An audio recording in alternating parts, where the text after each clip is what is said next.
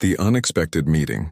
The Seattle rain drummed against the windows of Eclipse Technologies as Olivia Chen stared at her code, lost in the elegant logic of her algorithm. 3 months ago, she had fled San Francisco in the ruins of her relationship with Marcus, who had betrayed her with her best friend. Now, buried in work as a software engineer at one of the most innovative tech companies in the country, she was slowly rebuilding her life, piece by careful piece. The office glowed with the blue light of multiple screens, creating a tech cave atmosphere that felt like home to Olivia. Her fingers danced across the keyboard, fixing bugs in the new security protocol that had become her salvation. Work was safe. Work didn't lie or cheat or break promises. "Ms. Chen?" A deep voice pulled her from her coding trance. Olivia looked up and felt her breath catch. Adrian Reyes, founder and CEO of Eclipse Technologies, stood beside her desk. His reputation preceded him. Brilliant, demanding, impossibly focused, and completely unreachable on a personal level. He wore a perfectly tailored charcoal suit that contrasted with the casual atmosphere of the office. His dark hair swept back, revealing sharp cheekbones and eyes so intensely brown they appeared almost black. "Mr. Reyes," Olivia said, quickly standing, "I didn't expect you to be reviewing the security protocols personally." "I'm not," he said, his voice carrying a hint of an accent. "I'm reviewing you, Miss Chen. Your work on quantum encryption has impressed our lead developers. I'd like you to join me in my office." Whispers followed them as Adrian led her through the open workspace toward the glass-walled executive suite. Olivia caught fragments of conversation, "never calls anyone to his office," and "last person didn't last a week." Adrian's office was minimalist and pristine, with floor-to-ceiling windows overlooking the Seattle skyline. Rain created rivulets down the glass, distorting the city below. "Please sit." Adrian gestured to a chair across from his desk. "Coffee?" "No, thank you," Olivia replied, trying to calm her nerves. "May I ask what this is about?" Adrian studied her for a moment, his gaze analytical. "Your background is impressive. MIT, Silicon Valley, specialized in encryption and AI integration. You're overqualified for your current position." "I needed a change of scenery," Olivia said carefully. "From San Francisco and Vertex Systems," Adrian nodded. After 3 years there, the casual mention of her past made Olivia tense. Had he researched her? "I have a proposition," Adrian continued. "I need a personal technical advisor for a series of crucial projects. Someone with your skills and discretion. The compensation would be substantial." "Why me?" Olivia asked. "You have dozens of senior engineers." A slight smile touched Adrian's lips. "Because you understand systems, how they work, how they break, how they can be exploited. And because you're new here, with no established alliances or biases within the company."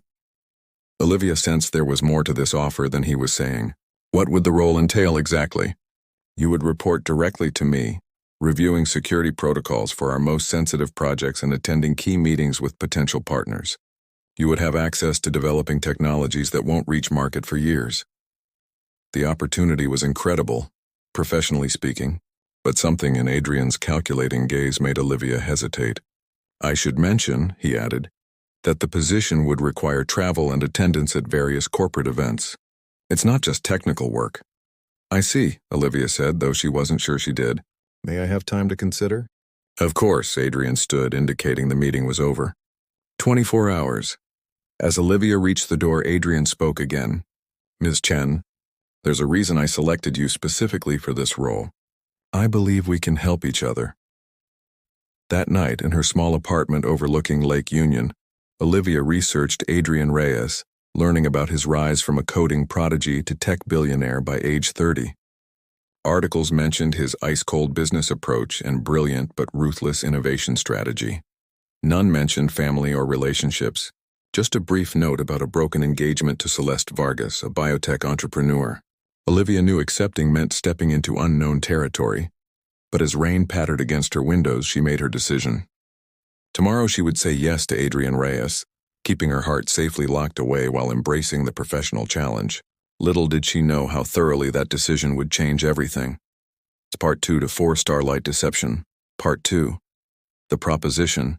2 weeks into her new role as Adrian's technical advisor, Olivia found herself working later than usual, analyzing vulnerabilities in a revolutionary AI system. The Eclipse Technologies building had emptied hours ago, leaving her alone with the distant sounds of the cleaning staff and the soft hum of computers.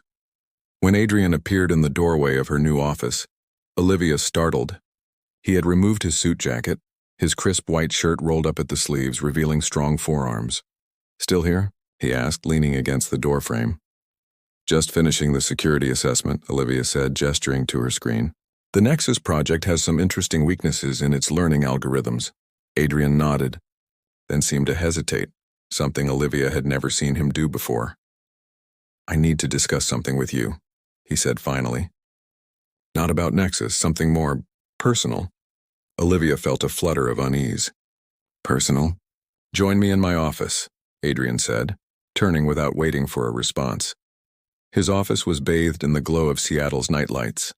A half-empty glass of whiskey sat on his desk. "I've been impressed with your work," Adrian began, standing by the window rather than sitting behind his desk. "Your technical abilities are exceptional, but I've also noticed you handle yourself well in social situations." "Thank you," Olivia replied cautiously, "which brings me to why I really hired you." Adrian turned to face her fully. "I need a fiancé," Olivia blinked.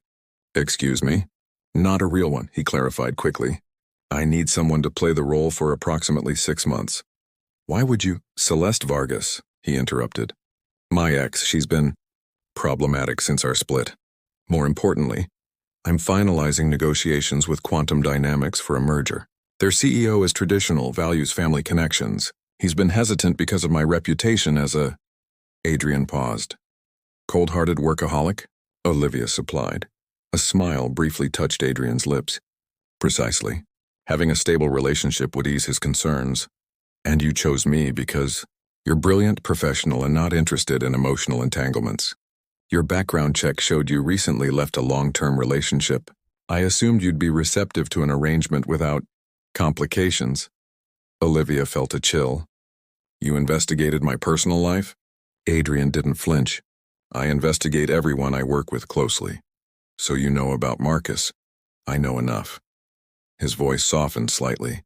"I understand betrayal, Olivia." She stood, anger flaring. "That doesn't give you the right—" $1 million, Adrian said calmly. "For 6 months of pretending plus all expenses covered. When it's over, you'll have a senior position in the merged company and financial freedom." Olivia froze. The sum was staggering, enough to fund her own tech startup, something she'd dreamed about for years. "This is insane," she whispered. "It's business," Adrian countered. With clear terms and boundaries, he handed her a document. "The contract stipulates public appearances only. Private lives remain separate." Olivia skimmed the detailed agreement. Attendance at specific events, appropriate public affection, mutual respect for privacy. "Why not hire an actress?" she asked. "I need someone who understands the industry, who can discuss technology convincingly with our partners." Olivia looked at the contract, then at Adrian. "When would this start?" "This weekend. Quantum's executive retreat in Napa Valley." She thought of Marcus, of the pain of genuine attachment. A fake relationship seemed almost safer. All the boundaries clearly defined. "No real vulnerability required, if I agree," she said slowly. "We maintain complete professionalism in private." Adrian nodded once. "Absolutely." That night, Olivia signed the contract, telling herself it was purely a business decision. She ignored the whisper that warned her heart might not understand the difference between pretense and reality. Walls breaking. The Kyoto spring air carried the scent of cherry blossoms as Olivia and Adrian strolled through the gardens of their ryokan. 3 months into their arrangement, they had settled into a surprisingly comfortable rhythm. In public, they were the perfect couple. She, the brilliant engineer who had captured the heart of tech's most eligible bachelor. He, the devoted partner who had finally found his match. In private, they maintained their agreed boundaries, though those lines had begun to blur in subtle ways. Late-night strategy sessions morphed into conversations about books, music, childhood dreams. Adrian was no longer just the cold CEO. He was a man who spoke 5 languages, played classical piano, and had a weakness for old sci-fi novels. "The Tanaka meeting went well," Olivia said, breaking their comfortable silence. They seemed impressed with the neural network demo. Adrian nodded, watching a petal fall from a nearby cherry tree. Thanks to your last-minute modifications, you understand what I'm trying to build better than anyone else on the team. The compliment warmed her more than it should have. Tomorrow's dinner is important, Adrian continued. Tanaka's daughter will be there. She has his ear on all major decisions. I'll wear the blue dress, Olivia said. The one from Milan. Adrian's eyes met hers. You look beautiful in everything.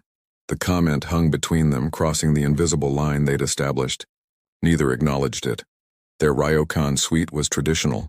Sliding paper doors, tatami mats, and futons laid out side by side. The intimacy of the space had initially been uncomfortable, but now felt strangely natural. As Olivia prepared for bed, Adrian received a call, stepping onto the private garden terrace to take it. Through the paper screens, she could see his silhouette, tension evident in his posture. When he returned, his face was drawn. Celeste is causing problems again. She's threatening to go to the press with claims about the Nexus project. Can she damage the merger? Potentially. Adrian ran a hand through his hair, a rare display of frustration. She knows just enough to sound credible without understanding the actual technology. Without thinking, Olivia moved to him, placing a hand on his arm. We'll handle it.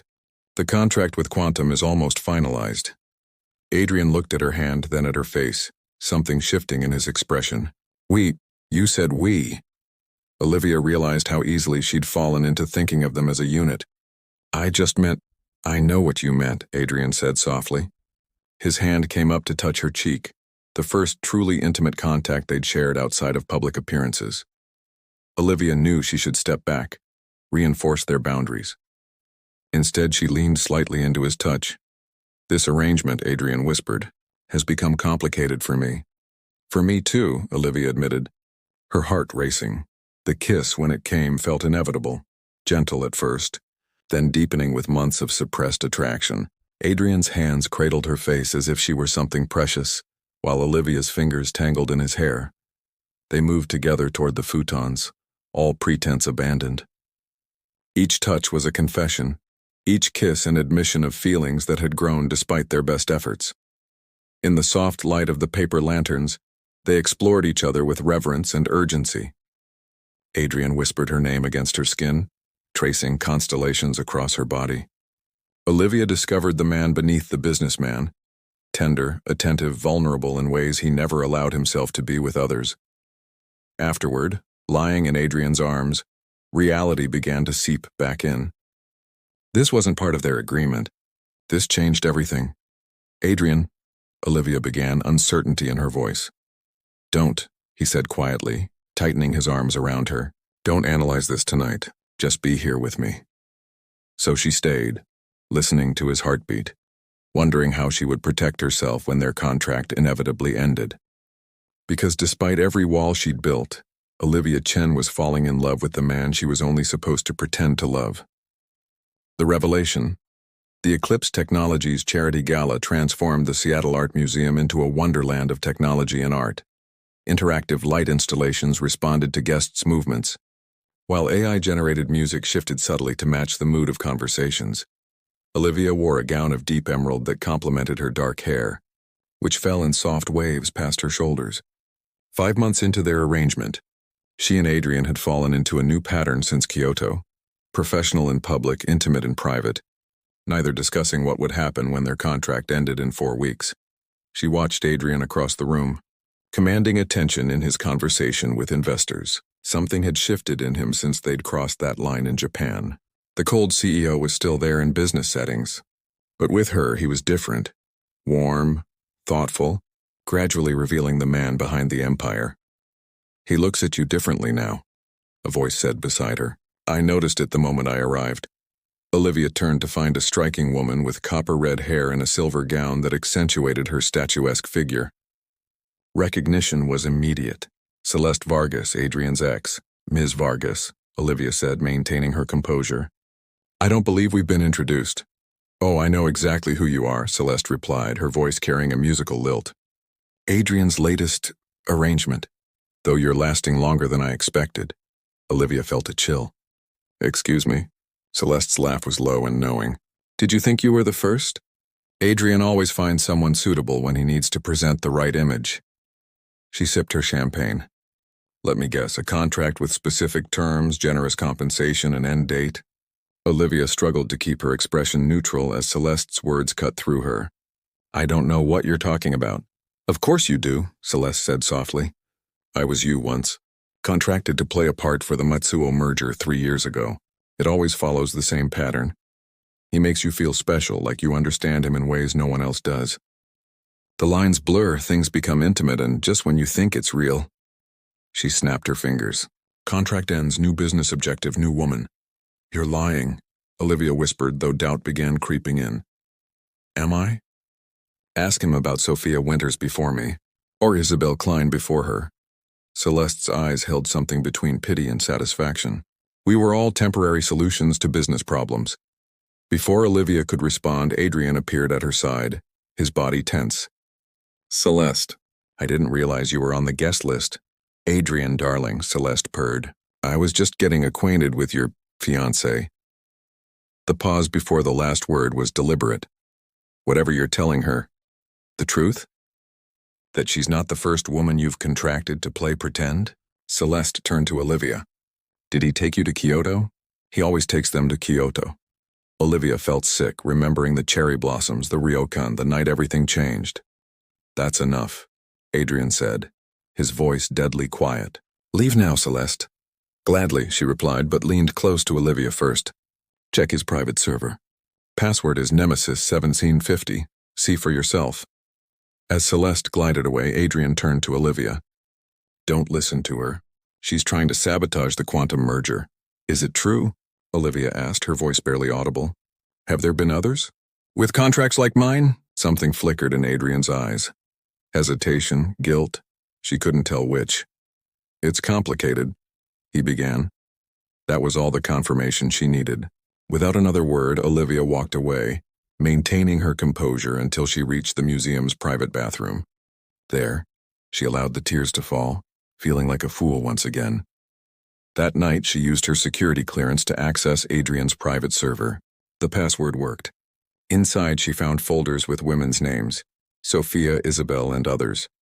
Each contained a contract nearly identical to hers, photos from events, press coverage of their relationships. By morning, Olivia had cleared out her office and sent her resignation. She deleted Adrian's messages without reading them, removed herself from the world she'd been borrowed into, and retreated to lick her wounds in private, just as she had after Marcus. Olivia Chen rebuilt her walls, this time higher, thicker, impenetrable, or so she thought.